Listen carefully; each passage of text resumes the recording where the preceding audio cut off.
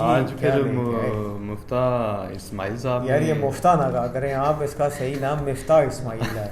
जी अस्सलाम वालेकुम शाह जी, क्या हाल है? ठीक है आप? वालेकुम अस्सलाम शाह जी कैसे हैं आप? आज की खबर में तो फिर बड़े मज़ेदार किस्म की खबर है।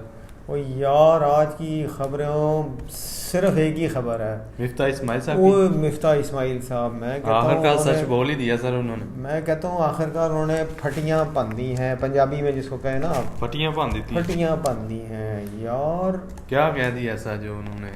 यार उन्होंने ऐसी तल्ख हकीकत को मान लिया है जो हमारे यहाँ पे कोई मानने को तैयार ही नहीं है। अच्छा, क्या ऐसी बात होगी सर? उन्होंने कहा जी कि पाकिस्तान जो है ना वो सिर्फ 1% लोगों के लिए है जो अमीर तरीन है पाकिस्तान में। मतलब अगर 100 बंदा तो एक बंदा उसको एंजॉय कर 100 बंदे को आप इसको छोड़े, पाकिस्तान की 22 करोड़ आवाम में से सिवाय चंद लाख जिनके पास बहुत पैसा है, ये पाकिस्तान उनके लिए है, बाकी गरीबों के लिए कभी कुछ नहीं किया गया। कीड़े मकोड़े हैं वो। जी, ये कराची में इन्होंने एक वो तकरीब से ख़िताब किया था। ये कोई प्राइवेट तकरीब? नहीं यार, ये कोई मैनेजमेंट एसोसिएशन ऑफ पाकिस्तान की थी, वहाँ पे ये बोल रहे थे, तकरीर की है। मैं कहता हूँ इन्होंने इतनी बड़ी हकीकत कभी किसी ने बोला ही नहीं है, कोई माना ही नहीं है। हाँ, खुल के बोली है उन्होंने, सबको हर एक को क्रिटिसाइज़ किया है, लताड़ा है। उन्होंने कहा जी कि आपका मैन्युफैक्चरिंग सेक्टर पे वो आ गए हैं। उन्होंने कहा जी कि आपके गाड़ियाँ बनाने वाले जो आप बाहर से हैं वो मैन्युफैक्चरर, हाँ वो जो असेंबलर, हाँ जी असेंबलर है, वो कहते हैं बाहर से मंगवाते हैं, उसको ऐसी कोई चीज़ प्रोड्यूस नहीं करते कि उसको एक्सपोर्ट कर सके। यानी डॉलर जो है वो आप उस पर खर्चते हैं कि आपने इंजन वहाँ से बाहर से मंगवाया, यहाँ पे गाड़ी आपने असेंबल कर ली, सिर्फ यहीं पे ही है। वो पाकिस्तान के लिए कोई उनका कंट्रीब्यूशन इकॉनमी में नहीं है। ठीक है, इसी तरह उन्होंने एक और मिसाल दी यार, वो भी कमाल की। उन्होंने कहा जी कि प्रोपाइलीन कोई है क्या, प्लास्टिक की कोई एक फैक्ट्री, पॉलीथीन होती है ये पता नहीं, बनाने के लिए ना किसी ने, ग्रुप ने उनसे मुआहदा यानी उनको ऑफ़र किया है यार। अब सोचिए कि इस मुल्क में क्या हो रहा है। उन्होंने कहा जी कि 5 लाख टन वो सामान जो भी उन्होंने बनाना था, और 20 साल के लिए उन्होंने कहा था कि 20% ड्यूटी प्रोटेक्शन दी जाए, यानी जो उसके ऊपर ड्यूटी लगती है उसमें कमी की जाए इतनी ज़्यादा, इसलिए कि चाइनीज़ जो उनके राइवल्स हैं उनका वो मुकाबला नहीं कर सकते।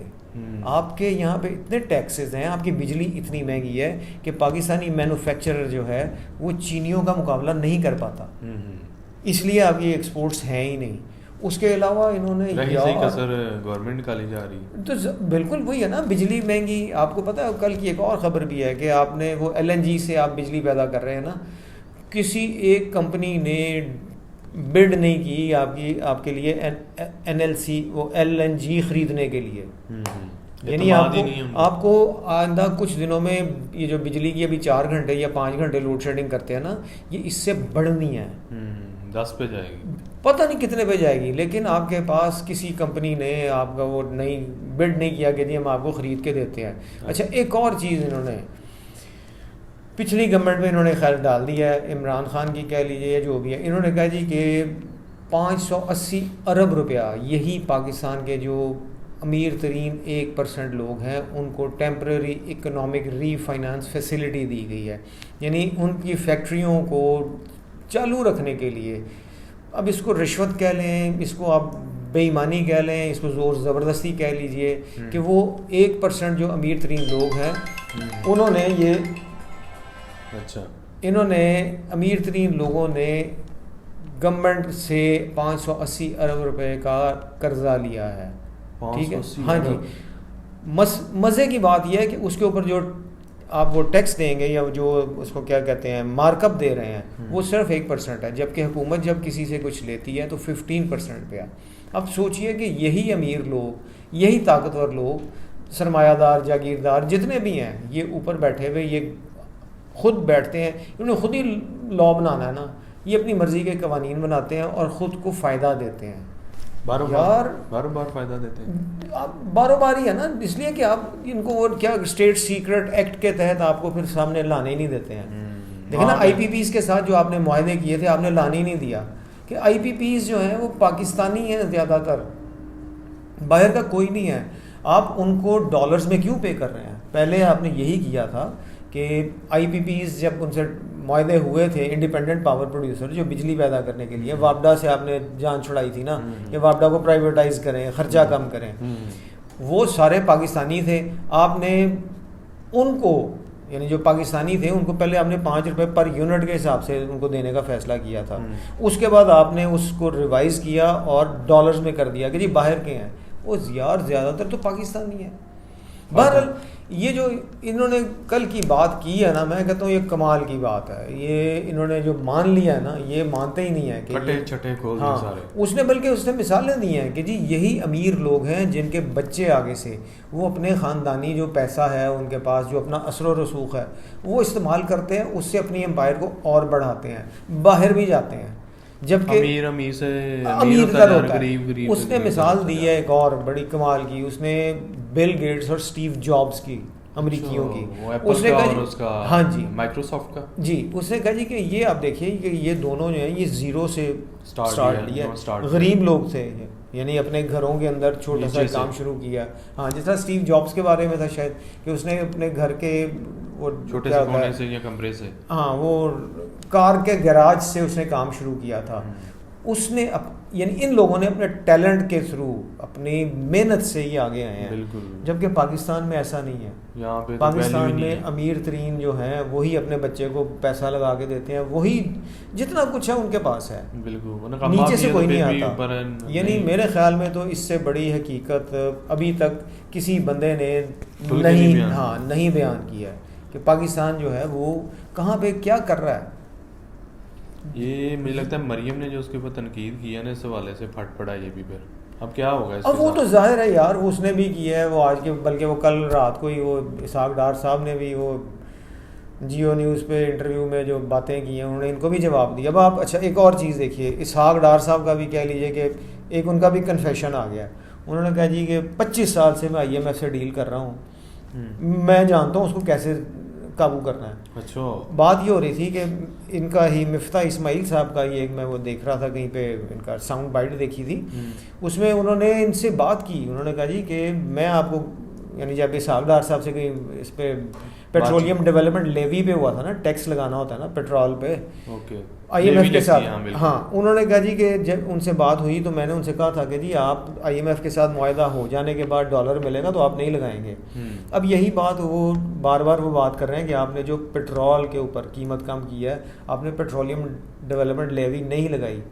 तो वो कहते हैं कि ये मैं आपको पहले ही कह रहा था।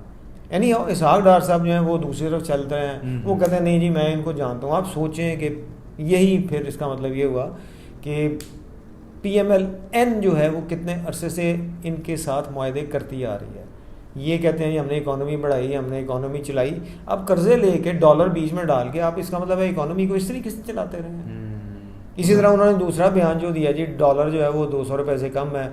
मुझे यही लग रहा है, यानी मेरी अपनी असेसमेंट है कि ये दोबारा उसी तरफ लेके जा रहे हैं जो पहले ये करते रहे हैं कि यानी स्टेट बैंक से आपने डॉलर्स लिए, डॉलर्स लेके आपने मार्केट में फेंक दिया, रुपया स्ट्रॉन्ग कर लिया। अब फिर यही हो रहा है। आज फिर जिस तरह 1 रुपया 80 पैसे समथिंग डॉलर में फिर पड़े हैं, डॉलर और मजबूत, रुपया और मजबूत हुआ है।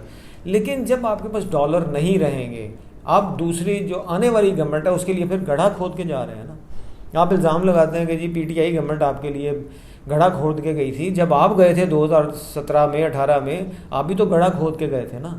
आपकी गवर्नमेंट ने भी तो उस वक्त जो इनकम टैक्स स्लैब था जो 4 या 6 लाख तक का था, आप उसको डबल करके गए थे। 12 लाख तक की इनकम जिसकी थी सालाना, उसको आप इनकम टैक्स से निकाल गए थे। यानी आप इस मुल्क के साथ मजाक कर रहे हैं। चले हम मान लेते हैं ये अपने इसहाक डार साहब जो थे वो गरीब घराने से थे, आगे निकले, लेकिन जब आप निकले आप वही 1% वो रूलिंग इलीट में शामिल हुए, आपने फिर मुल्क के लिए क्या किया? आप उनके लिए काम कर रहे हैं ना। 92 से आपके मियाँ साहब के साथ ताल्लुकात हैं, आपने मियाँ साहब के लिए बहुत काम किया, फिर आपकी मियाँ साहब की रिश्तेदारी हो गई, बड़े मियाँ साहब की बात कर रहा हूँ मैं, तो आप उनके साथ चल रहे हैं। आप हमारे लिए, आम आदमी के लिए तो कुछ नहीं कर रहे। मियाँ साहब सरमायादार हो गए इसलिए कि वो गवर्नमेंट में आ गए थे। उनके साथ जो बाकी के चलते आ रहे हैं वही जागीरदार जो बाकी के हैं, जो और उससे पहले सरमायादार थे। मसलन ये मियाँ मंशा ग्रुप है, दूसरे इसी तरह के बड़े बड़े नाम, जो सरमायादार हैं वो इनके साथ चल रहे हैं ना। तो ये सर सियासत खेल रहे हैं, कोई आवाम का कुछ भी नहीं सोच ये रहे? सियासत भी नहीं, इन्होंने जो बात की है इन्होंने सियासत से भी बड़ी बात कर दी है मिफ्ताह साहब ने। काफ़ी बिल्कुल ये इस्लाम के लिए, मुसलमानों के लिए या पाकिस्तानियों के लिए, सॉरी, वो तो पाकिस्तान पे चलता चला जा रहा ना आजकल। जिस तरह मैं कल भी कह रहा था कि पाकिस्तान का नाम अब चेंज कर देना चाहिए, जिस तरह सऊदी अरब ने चेंज किया था जब आले सऊद ने वहाँ पे हुक्मरानी बनाई थी। एनीहाउ मसला ये है कि वे बिल्कुल ये 1% वो लोग जिनके पास पैसा है वो आम आदमी के लिए कुछ नहीं कर रहा, कीड़ा मकोड़ा समझ रहे हैं, कीड़े मकोड़े समझते हैं, बिल्कुल ऐसे। सही। बस अब अल्लाह से हम दुआ कर सकते हैं अल्लाह हमारे हालों पे रहम करे। जिस तरह कल भी मैंने आपसे बात की थी ना कि अब हमें करना ये चाहिए, जो अभी तक तो मुश्किल लग रहा है, कि आप हाउस ऑफ लॉर्ड्स बना दें यहाँ पे भी, सेनेट को आप जागीरदारों का घर बना दें, वहाँ पे जो मर्जी कर, असेंबली जो नेशनल असेंबली है उसको गरीबों का घर बना दें, या ऐवान गुरबा ऐवान उमरा बना दें। यही एक हल मुझे नज़र आता है, शायद फिर बेहतरी आ जाए। वरना मुझे तो अल्लाह मुझे माफ़ करे, मैं बाज़ों का जिसको लोग कहते हैं पेसिमिस्ट हो जाता हूँ। मे भी पेसिमिज्म की वजह यही है जो आज इन्होंने खुल के बात कर दी है इन्होंने। सही है, चलिए ठीक हो, चलिए thank you ji, thank you.